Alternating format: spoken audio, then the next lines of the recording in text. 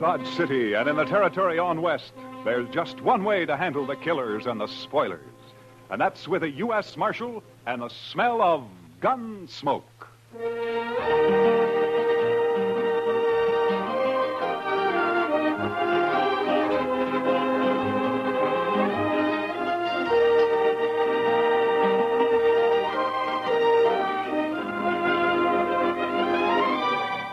Gunsmoke, starring William Conrad. The story of the violence that moved west with young America. The story of a man who moved with it. Matt Dillon, United States Marshal.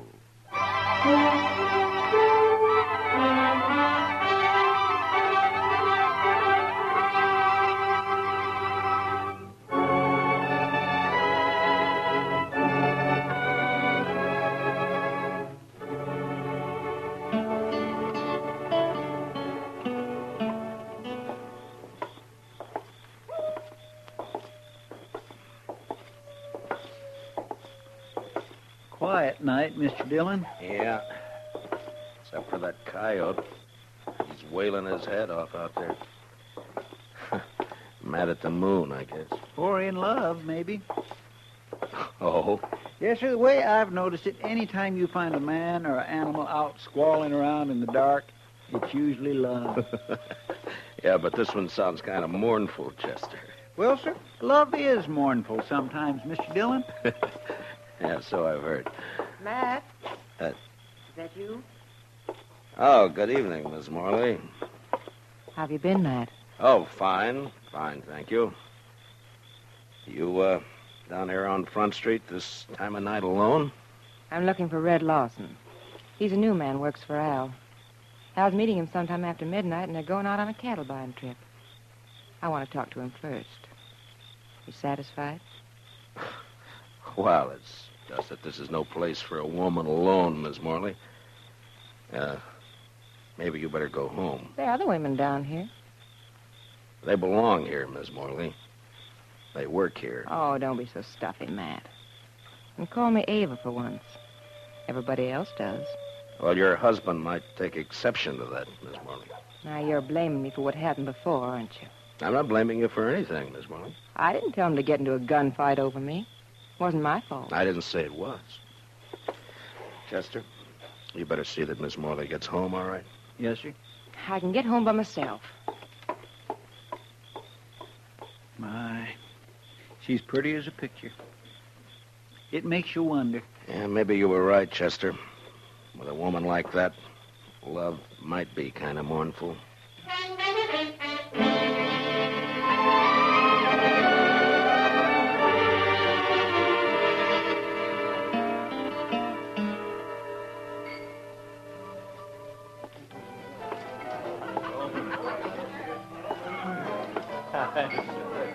So I just give my rope a couple of turns around that juniper stump, and I jerk back on it. Lawson? Oh, hi, Marshal. I wonder if I could see you for a minute, huh? Yeah, sure. Be right back, boys.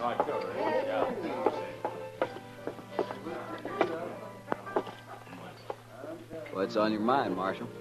Lawson, I just ran into Miss Morley in the street outside. You did? Yeah, I suggested she go home. She's got no business being down here this time of night. It might be a good idea if you'd tell her that, huh? Seems to me that's up to her husband. Look, you're new here, Lawson. I guess you didn't know Fred Curtis and the Santa Fe Kid.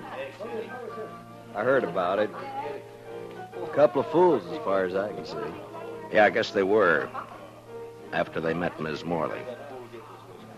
Hey, look, Marshal. What's your stake in this? I got no stake. What Miss Morley does is her own business, as long as it doesn't cause any trouble. I'm just trying to keep the peace, that's all. I feel kind of sorry for her, that's all. Al treats her like a dog. Uh-huh. Fred and the kid used to talk the same way. Like I said, a couple of fools. I'm not. I hope not. See you around, Marshal. Yeah, sure. Oh, I would think so. Sure. Hi, Kitty. Could I speak to you? Oh, sure, Matt. Excuse me, boys. I'll be back. All right. You hurry back now. What, Ma? Kitty, has Al Morley been in tonight? Oh, no. I haven't seen him, Ma. Should he have been around? Oh, not necessarily. He and Lawson are riding out around midnight on a cattle buying trip. I just thought they might be meeting here. Oh, well, not yet anyway. Jesse Wells would know what their plans are, though. Jesse Wells? Yeah, the bartender down there at the end, the young one. You know him. Oh, yeah, sure. Why would he know? Well, he's going along. Al asked him to help out. They're going to follow the Lazy Bee roundup. Try to get in ahead of the buyers from Chicago. Oh, yeah.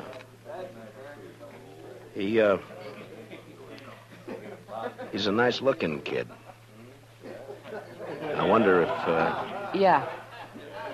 Yeah, he's another friend of Ava's.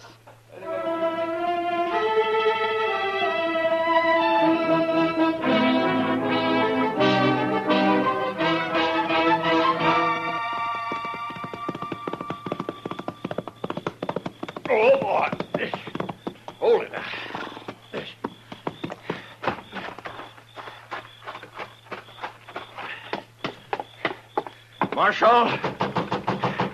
Marshal Dillon.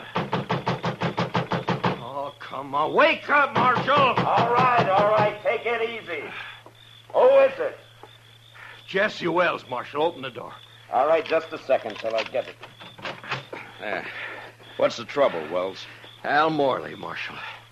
And you better get your horse, because we got to ride back out there. Out where? What happened? Buffalo Flats. We camped there to wait for the roundup crew. And Al's dead, Marshal. He's knifed in the back. Did you do it? No. It was Red Lawson. He knifed Al and he stole the money we were going to use to buy cattle. What in the world is going on, Mr. Dillon? You better saddle up, Chester. We got to ride. What's the trouble? The usual. Nothing new but the names.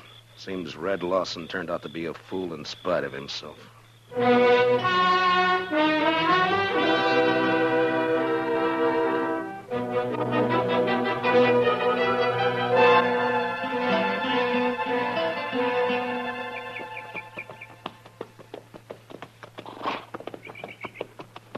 Over this way, Marshal. Camp is right there by that plum thicket. Right. Be daylight in another 20 minutes. Hello, boy. Oh. He's laying over there by the bushes. Yeah, I see him.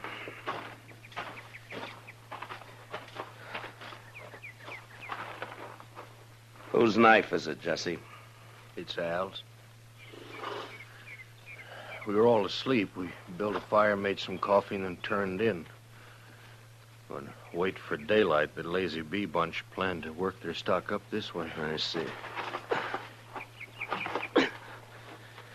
Yeah, here, Chester. Wrap the knife in something and hang on to it. Huh? Yes, Mr. Dillon. Now, go on, Jesse. What happened? Well, like I said, Marshal Dillon, we were all asleep. I guess it was the sound of the horse's hose woke me up. Mm-hmm. Red Lawson, he was pulling out.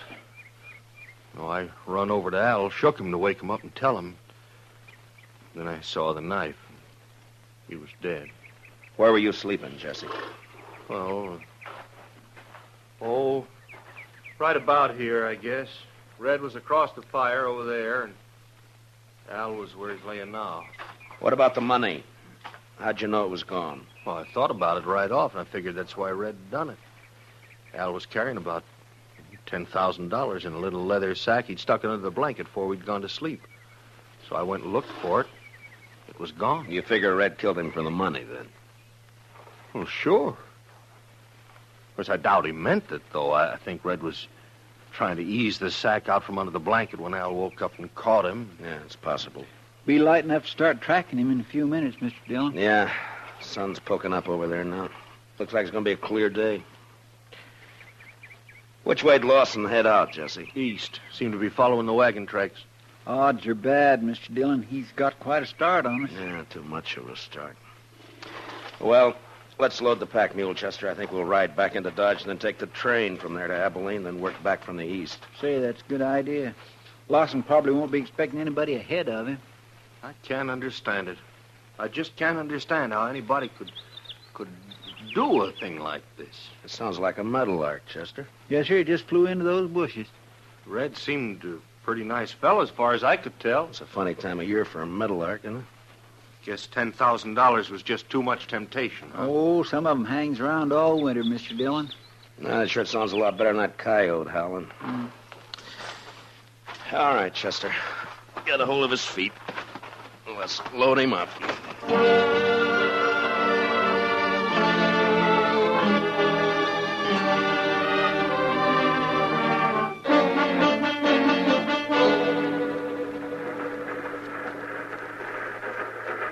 Sumac Creek water tank's right around the bend up ahead of us there. How long we stop here? Oh, about 5 minutes. Just long enough to take on water. Might as well relax, Marshal. It's a long ways yet to Abilene. Why, we ain't but 24 miles from Dodge City. Feels more like 100. These seats are harder than a saddle. Yeah. Say, this here feller you boys looking for, I guess he's a real mean enough. What? Oh, yeah. Mean enough. Well, it's just like I always say. This prairie country ain't never gonna be a law-abiding place to live. Well, every time I pull out of Kansas City on and run west, I'm expecting every minute to be shot or hung or scalped. Chester, What's the matter, Mr. Dillon? look out the window here. Around the bend there by the water tank. Looks like we don't have to go to Abilene. Oh, yeah, there's some fella waiting to catch a train, I guess. You boys recognize... Is he the one? Yeah. His horse is tied there by the tank. Must have decided on a quicker way of traveling. Yeah, it looks that way. All right, Chester, he won't be expecting us. Let's get out in the vestibule and then drop off and take him as soon as the train stops. Yes, sir. Hey, Marshal, whatever you do, don't let him get on this train. Just keep the passengers away from the windows. In a way, it's too bad, Mr. Dillon. Miss Morley would have really enjoyed that $10,000. You're guessing, Chester. Well, he hasn't seen us yet. All right, let's go. Lawson, get your hands up. Bill. You're under arrest. Get your hands up. Look! He's running for his horse, Mr. Dillon. Lawson! He's gonna fight. You can't get away on foot. Lawson! Come on, Chester. That's a cutting it awful thin, Mr. Dillon. Giving a man 3 chances before you haul down on him. Well, we're still on our feet. He's not. Yeah, but it's a pushing the odds, though. Yeah, I guess. All right, pick up his gun there, will you? Yes, sir. Lawson, He's still alive, Mr. Dillon. can you hear me, Lawson? Sure, I can hear you. There's a sack of money. Looks like it fell out of his coat. Yeah, I see it. Lawson, there's no doctor on the train. We're going to try to stop the bleeding and do the best we can for you. There'll be a train back toward Dodge City in about a half hour. We'll wait for it. Is that all right with you? I don't have any choice, do I? No, I guess you don't. You made your choice last night. Was she worth it?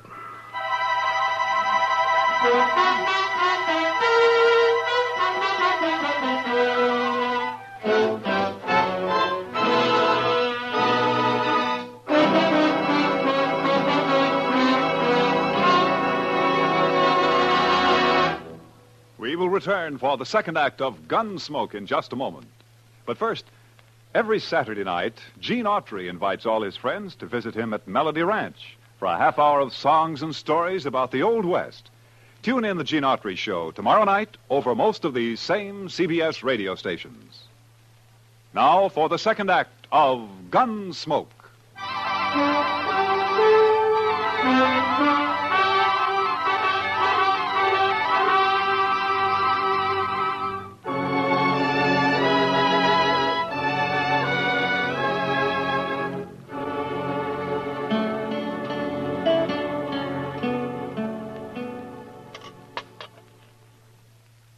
Let me see now. Oh, yeah. Oh, that's a bad one, Matt. Yes, I'd say the bullet's lying right in against his heart. I just tried to wing him, Doc, but we were both moving. You can't always call him, you know. No, I guess not. Well, I'm afraid that's about all I can do for him, Matt. It's not enough, is that it? He won't live an hour. Yeah, I wish he was conscious. I want to talk to him. Well, the stimulant might take effect, and then again might not. With this kind of a case, you never know. What is it you're after, Matt? Ms. Morley? Accessory before the fact? She could have been. Mm-hmm. Well, I'm a broken down old man, Matt, but if that woman rolled her eyes at me just once, well, I do not know. I just might. Matt. Yeah. Lawson? Lawson, can you talk? Can you hear me, Lawson? Yeah. Sure. Was Ms. Morley in on it? Nobody was in on it. Did she know you were going to do it? She had nothing to do with it. Was she going to meet you somewhere later? She had nothing to do with it. It was my idea. Nobody else. Lawson. Lawson, listen to me. You're dying. Do you know that? Yeah. Yeah, I know. I can feel it. She wasn't in on it. All right. That's the way you want it. At least Al won't treat her like a dog anymore.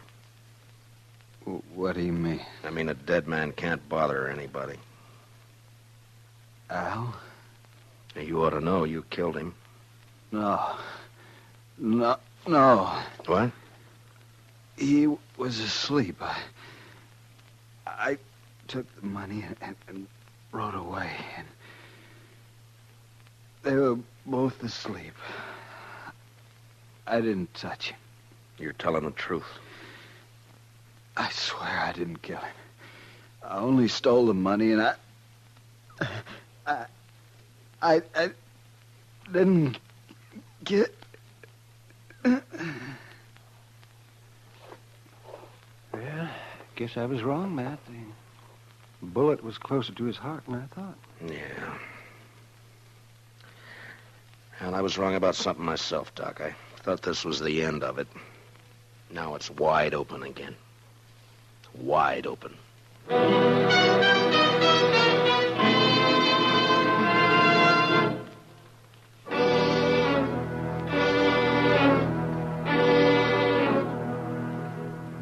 I don't see why you got me here just to ask the same things all over again, Marshal, because I told you how it happened. Yeah, I know, Jesse. You caught Red Lawson with the money on him. Now, what more proof do you need? It only proves he took the money, Jesse. It doesn't prove he killed Al.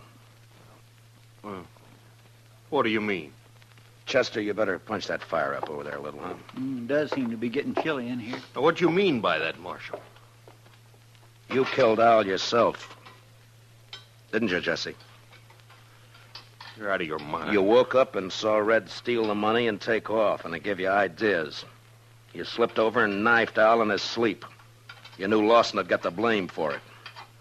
Well, sure. Sure, because he did it. He said he didn't. Dang stove. Well, Marshal, did you expect him to tell the truth? He was dying, Jesse.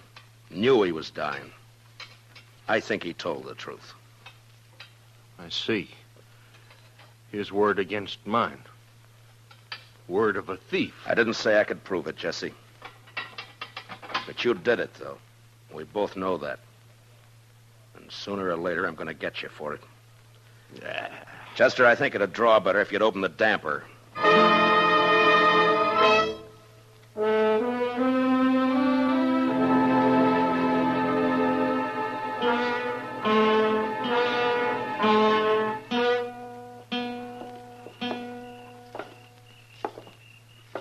Quiet night, Mr. Dillon. It was a quiet night last night. And 2 men who were alive last night are gone tonight. Sure makes you stop and wonder. Well, at least one thing hasn't changed. That coyote's still there. I guess there'll always be coyotes around, Mr. Dillon. What are you going to do about Jesse Wells? Oh, I don't know, Chester. He's guilty. You can see it written all over him, but there'd be no use bringing him in. I haven't got one piece of evidence. I don't know. Yes, sir. She's quite a woman. Mercy. Quite a woman. Yeah, she is that, all right. Matt? Is that you? Good evening, Miss Morley. Who are you looking for tonight? Can't be Red Lawson. He's dead. So is my husband. Have you forgotten? My deepest sympathy. Don't bother. You know better. I am sorry about Red, though. He was nice. You're the one who did it, aren't you, Matt? Yeah. Yeah, I killed him. For you. I couldn't do anything else. I don't know why you say for me. It wasn't my fault. Yeah, sure, I know. You know. You don't know anything. You don't know how it feels to sit in a house alone with your husband dead. No one in town coming near you. Like he was poisoned or something. Sure, I don't feel sorry about Al, but I would have once. He's the one who changed me, made me feel different. I know it wasn't your fault. And you didn't even come to tell me he was dead. Why not? It's part of your job, isn't it? I didn't come and tell you, Miss Morley, because I figured that you'd... Chester? Yes, sir? Would you mind walking on ahead? I'll meet you on the Texas Trail in a few minutes. Well, All right, Mr. Dillon, if you say so. Well, I get some of that every time. Why just send him away, Matt? I was just wondering if you were going to be home later tonight. Well, I could be. Around 10 o'clock, say? Sure, Matt. I'll be there.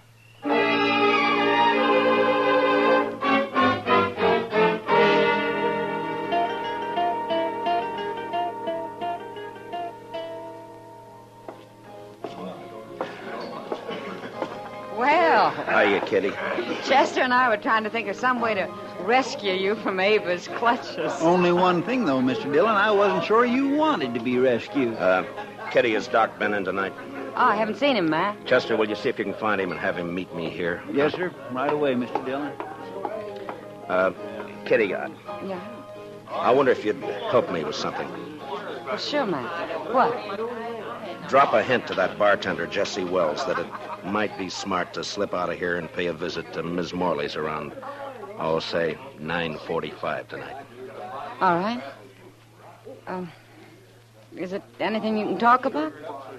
I don't exactly know how to talk about it, Kitty. I got a murder on my hands. I know who the killer is, and I can't touch him. So? So I'm going to try to make him touch me. Oh. All right, Matt. I'll take care of it.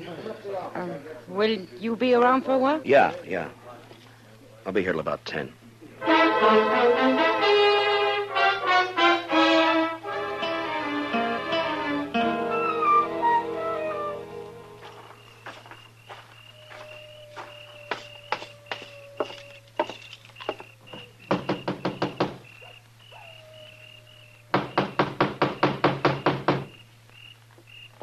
Who is it? It's Matt Dillon. Who'd you think? Just a minute. Well, hurry up. Let me in. All right, Dillon, come on in. Well, Jesse, I thought you were working.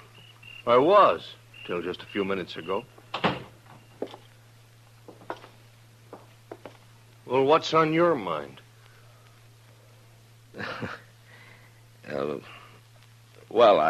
I think Mr. Dillon probably wants to ask me some questions or something. Yeah, I do, as a matter of fact. Jesse Wells, for instance. What? You didn't tell me he was going to be here, Ava. Well, What do you mean she didn't tell you? Wait, Ava, what about this? You were expecting him. You knew he was coming. Of course you knew I was coming. You and Matt Dillon. For how long? And what kind of a fool does that make me? I'm afraid you were born a fool, Jesse. That's why she picked you. She's so wonderful you said if only Al didn't stand in our way. I didn't tell you to kill him. I didn't mention it once. You didn't have to. Just kept dropping hints, leading me on. And all the time you and Matt Dillon. She's too smart for you, Jesse. You should have realized that. Yeah. And instead I played right into your hands. Both of you. How, Jesse? Killing Al, getting him out of your way, giving the two of you a clear field. You're under arrest for murder, Jesse. What? Oh, you'd like that, wouldn't you? Both of you would. Sit around and laugh about it while you're waiting for me to hang. I said you're under arrest. Now hand over your gun. Oh, you don't, Dillon. You're not going to carry it that far. You're not taking me in for something both of you wanted me to do. Hand over your gun, Jesse. You want my gun, you got to take it away from me. Get away from the door. Oh, sure, I'll get away from you. Hold it, Mr. Wells!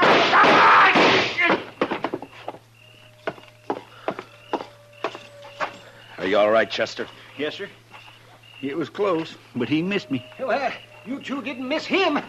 I don't know which one of you fired first, but either bullet would have done it. Well, you got his confession all right, Mr. Dillon. Doc and I heard every word from the front porch there. We sure did. Only one thing, though, Matt. He didn't implicate the woman in it. Yeah, I know. Will you take charge, Doc? Oh, sure. Be glad to. Part of my job, you know. Matt, All right, Chester, let's go.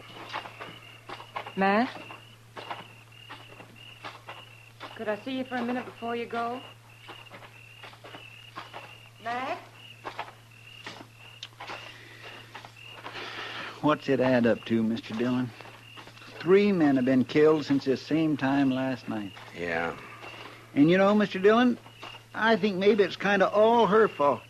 And you can't pin a thing on her. My. Well, there's one lucky thing. There aren't many women like her.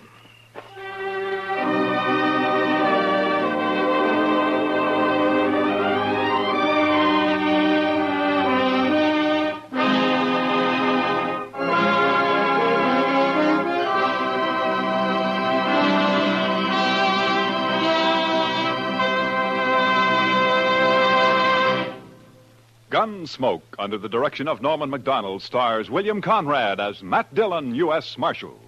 Tonight's story was specially written for Gunsmoke by Les Crutchfield, with music composed and conducted by Rex Corey. Featured in the cast were Lillian Bayef, with Harry Bartell, Lawrence Dobkin, and Jack Crucian. Parley Bayer is Chester, Howard McNear is Doc, and Georgia Ellis is Kitty.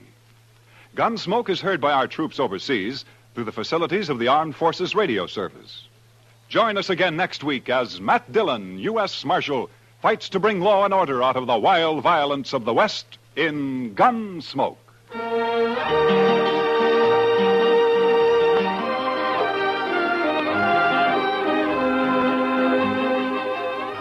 Strange Island tells the remarkable story of a tropical paradise that sank into the sea.